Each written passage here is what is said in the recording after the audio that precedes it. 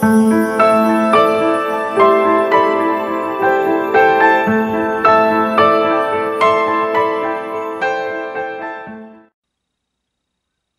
this is James here with the Oracle Outlook for the week starting November the 26th, 2018. This week I wanted to work with Tarot because it's been a while, and the deck that I wanted to work with specifically is the Smith Waite Tarot. The one I have is the Borderless Edition, so that will be the deck that's assisting me for this week's reading. The Smith Waite Tarot is published by US Game Systems Incorporated. So I have the deck on hand, and I'm going to take a few moments now to shuffle the cards. And just as I do every week, I'm focusing on the intention and the question. What do we need to know for the week ahead? And the underlying intention in that is that we're asking for the information that's going to be most helpful and beneficial to us moving forward.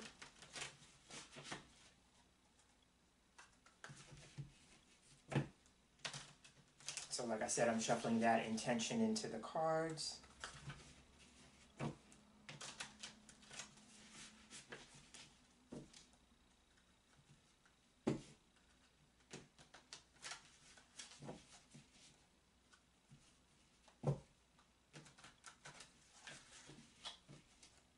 I'm feeling one more time will be good.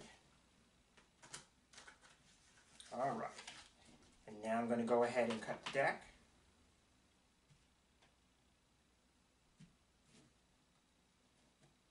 And fan the cards out. And when I work with tarot, I usually pick 3 cards. So I'm looking for 3 cards in the fan that are getting my attention. This is number 2. And we're looking for number 3. I'll go with this one. All right. So these are the 3 cards that are going to be making up this week's reading, and I'm putting the remainder of the deck to one side. So when I work with tarot, I usually read the cards from left to right. So opening the line up, we have, okay, so here we have Temperance.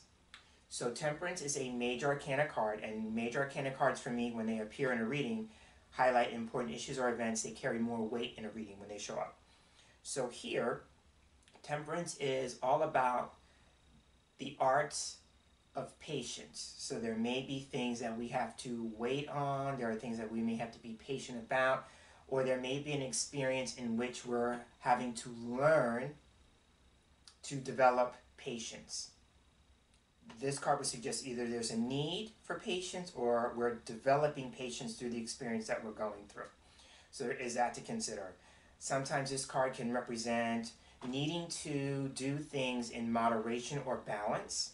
So this could be about, for some people, needing to regain a sense of equilibrium, right? So there is that to consider. It's like, how can we regain a sense of balance, especially if we feel like we've lost that? This would be about the restoration of balance. But even with that, this is about moving through experiences, situations, conditions, circumstances, learning how to moderate or doing things within moderation, because Temperance can represent this idea of going from extremes, from one extreme to the next, right? It represents polar opposites, extremes at the opposite ends of the spectrum, that kind of thing. So it could be for some people needing to find the middle ground between all or nothing thinking, like it's either everything or it's nothing, right? We get that idea of all or nothing. It could just be a matter of, I'm looking at the image with the angel holding 2 cups, and so this is in light of people who may have celebrated Thanksgiving and maybe have overindulged, because one of the meanings I have for this card is about food and beverages, and so it could just be a matter of needing to find the moderation, the balance in between the 2 extremes of overindulgence and, you know, going without, that kind of thing. And now that I'm saying that, where else could you experience that besides food and beverages? Where else could you experience a sense of either being overindulgent or feeling like you have to go without and the state of deprivation? Is there a way that you could find the middle ground between those 2 extremes, right? In another way, Temperance can be about experimenting with something new. And again, I'm looking at the image and we have the angel. And the angel has 1 foot in water and 1 foot in the land. Again, that's the opposite of two extremes, right? So, but with the foot in the water, it could be about experimenting with something new, right? And with that, it's an idea about dipping your toes in the water or, getting your feet wet, right? And that's all with this idea of needing to experiment with something new. And instead of just jumping into it fully or totally immersing yourself in it, it's how can you kind of slowly get a feel for that experience, right? So that is another way of looking at temperance, is this idea of experimentation. Now, if we go with maybe having to do with relationships or something having to do with an emotional component to this, then temperance is all about how can we work on chemistry. So you may be in an experience where you're getting your feet wet, you're establishing a new relationship, and it's all about, is the chemistry right? Right? So there is that to consider. If it is, kind of go with that.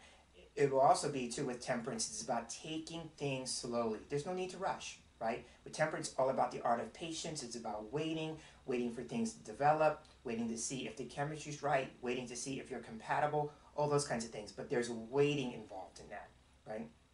So there is that to consider. Another thing with temperance in terms of emotions and relationships, then this could just be about being in a situation with another person who comes from, the polar opposite or the opposite end of the spectrum. It would be like maybe you're in a relationship or you're entertaining and moving into a relationship with someone who may be of a different ethnicity, a different race, a different religious or spiritual background, that kind of thing.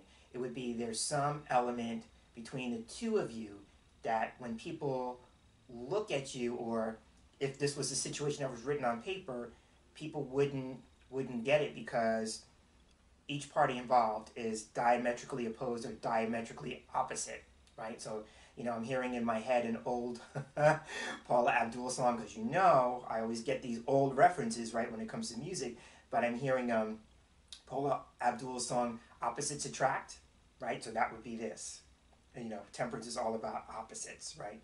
So where else could that be? And maybe that's the situation where you're dipping your toes in, you're getting your feet wet, you're experimenting with it, you're getting a feel for the chemistry, those kinds of things, because of the fact that you come from two different worlds, so to speak, right? And temperance is about bringing those together. So now, another aspect with relationships and things having to do with emotions, if you're in a state where you're experiencing some sort of emotional conflict or challenge, temperance is about, instead of going to opposite ends of the spectrum in terms of extremism, then how can you bridge the gap? This card would be about the art of compromise. Is there a way that you could compromise with the other person? And here's another question along those lines. Would you be willing to compromise? Right? The idea here, instead of making it a win-lose situation where someone has to win at the other person's expense, how can you maybe reach some level of compromise so that each person has a win, right? And so this gets to be a win-win situation rather than a win-lose situation. So there's another aspect of temperance to keep in mind if you're looking at this from either an emotional standpoint or something having to do with a relationship or relationships generally speaking. Would you be willing to reach a greater sense of compromise with other people this week? So there's that. I'm looking to see what else do I want to say about temperance. For those who may be more spiritually minded, this card can be about angels because of the symbol of the angel on the card, excuse me. So for some people, this could be about working closely with your guardian angel. This card can represent a guardian angel. If you are really into working with archangels, then this card can represent Archangel Michael. And so Archangel Michael works with us in a couple of ways. Number one, works with us in terms of eliminating fear and worry around the situation. So if you're experiencing fear or worry about a situation, you can call upon Archangel Michael to help you clear away those fears, the energy of the fear, energy of the worry, that kind of thing. Also, Archangel Michael is good for those who are exploring what their divine life purpose is. So if that fits for you, you can call upon Archangel Michael to help you in two ways. Number one, to become more clear on what your divine life purpose is, if you have a feeling that you're not clear on it already. And if you are, then you can call upon Archangel Michael to help you with the next immediate action step to take on the path of your divine life purpose, because Archangel Michael is also about our next immediate action step. So that's another way of working with Archangel Michael. Another angel that I have come to associate with this card is another archangel, and one that's probably lesser known, but this can represent Archangel Cassiel. And Archangel Cassiel is the angel that is known as the angel of temperance, but also the angel of tears, the angel of sorrow. So if you're going through, I was going to say if you're expressing sorrow, so I could say that. If you're expressing sorrow, or you're going through a situation in which you have sorrow around or about, then you could call on Archangel Cassiel to help assist you and help move you through that sense of sorrow. So again, three angels. Your guardian angel is the one that has been assigned to work with you from birth till the time you make your transition away from this physical world. So there is that angel. Then Archangel Michael, and then also Archangel Cassiel. So those are the three angels that I associate with the Temperance card. So I'm asking, what else do I need to say about this card? Yes. So just from a very general standpoint, Temperance is all about this idea about going with the flow. I'm looking at the angel with the cups, right? So there's something about the stream that's flowing through or flowing from one cup to the other. So it's about going with the flow, and with that, that implies being flexible, being adaptable, right? Going with the flow, right? So there is that. That's a lot to say with Temperance, but that is the Temperance card. So now let's take a look at the middle card. The middle card here is, okay. So here we have the Queen of Swords. So this is a court card. So I tend to read court cards when I'm doing this general reading experience. I tend to read them as approach cards because they could, in one way, represent a person, an actual person. But I tend to look at them symbolically representing approaches we can take to move through the week, right? So with this one, the Queen of Swords is all about this idea about checking your thinking. So I talked about this idea earlier with the Temperance card about all or nothing, looking at things in terms of black and white, kind of thing. The Queen of Swords, if you tend to operate from that standpoint, that way of thinking, then this card is asking you to check that, because she's all about checking our thinking, and then as a result of that, checking our speaking. She's the one who bridges words, right? So she's very mindful of her thinking, and swords actually represents the mind and mental activity, things of that nature. So, but she's the one who takes a really good close look at what she's thinking and what she's speaking. Because, for myself, I tend to believe that our thoughts and our words create our experience. So this is a week where you're being invited to take a close examination at the way you think about things, the way you think about people, conditions, circumstances, experiences, the way you think about them and the way you speak about them. Understanding that your thoughts and your words are powerful, and we create based on what we think and speak. And if you're not liking the external circumstance, condition, relationship, whatever the case may be in your external world, if you're not liking what you're seeing, take a moment to step back and think, what am I thinking when it comes to this particular thing? What am I saying about it? And would I be willing to take a closer look at changing or reframing what it is that I'm thinking and speaking about this? Because the Queen of Swords is inviting you to do that, right?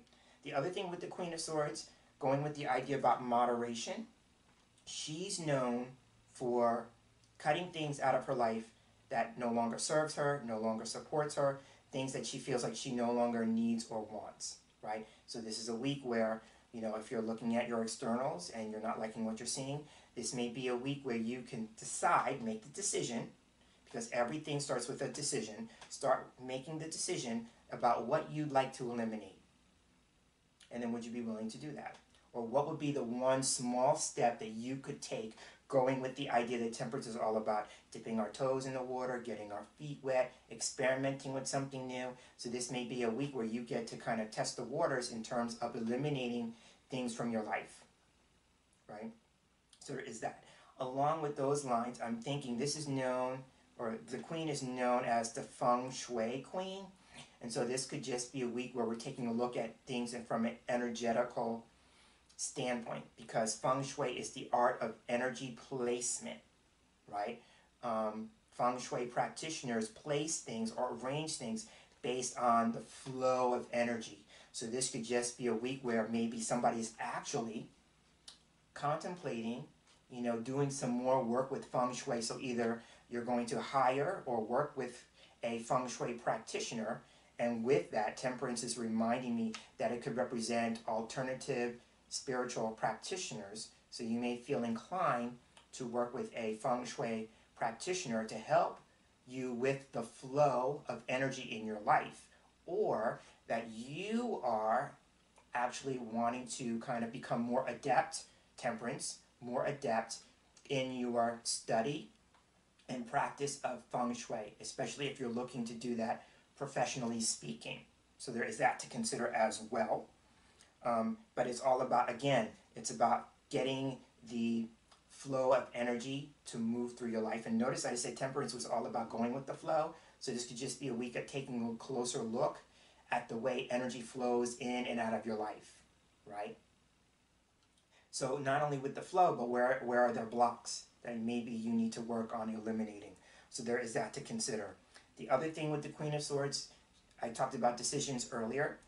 And so for me, she can represent this idea about if you're in a space where you're needing to make an important decision of some kind, this card suggests is about looking at the situation from all possible sides and angles. Temperance, remember the art of compromise. And it could just be a matter of needing to compromise with people in terms of making a decision, right? Or you may decide that the best thing for everyone involved is to make some sort of compromise, right? So there is that to consider with the Queen of Swords. I'm going with, like, if there's a decision that needs to be made, it needs to be made from all possible sides and angles. You've taken the time to look at it from all possible sides and angles, and that allows you to make a well-informed choice. And part of that decision-making process may be being willing to reach some level of compromise. So there is that. Now I'm looking at the image again, and two things come to my mind. I'm looking at her crown, and her crown is composed of butterflies. So this could just be a week again where we're taking a closer look at our thinking, and butterflies for me represent transformation, a transformative process. So this could just be a week where we are transforming our mind, our mental patterns. You know, we're getting a glimpse, or we're becoming more aware of what our mental patterns are in terms of the way we think, and we're going to take some time and energy to start transforming that. It could also be too, like, you get an energy download. I look at anything having to do with the crown, about our crown chakra. So this could just be a week where you create the space to receive some sort of divine idea, divine insight, divine revelation that has a way to transform your outer world, going with the idea that thoughts are powerful things that create experience, right? So there's that. And then the other thing that caught my eye is that there's an angel on the throne, carved into the throne that she's sitting on. So again, this could just be another nod to work with angels this week. And we already talked about the three angels that I associate with the Temperance card. So this could just be a follow-up, again, about working closely, because she's seated with that, closely with your angels this week, whichever angel resonates with you, right? And it could just be a matter of you deciding on which angel best represents the nature of your experience, and that's the angel you need to work with. If it's not your guardian angel, if it's not Archangel Michael, and if it's not Archangel Cassiel. Now I'm coming back to Cassiel because this thought just came to me. If you are a person who's experiencing a sense of separation, a sense of divorce, a sense of estrangement from another person, then that may be the reasoning or the impetus or the motivation or the inspiration to work with Archangel Cassiel because distance has been created. And along those lines, another angel that would be good to work with would be Archangel Raguel. Archangel Raguel's name means friend of God. And Archangel Raguel is good to work with in terms of our relationships, especially if we want to create harmonious relationships, if we want to restore harmony in our relationships. So that would be another angel to work with. That one just came through. So this is the Queen of Swords. So now let's take a look at the card at the end of the line this week. Okay.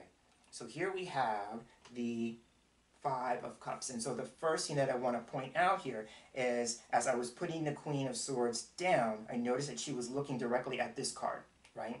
So going with the idea that I just touched on, this idea about maybe possible separation or estrangement in our relationship with another person, then the natural follow-up with this card, Five of Cups, would be it's creating a sense of disappointment, because this is known as a disappointment card, right?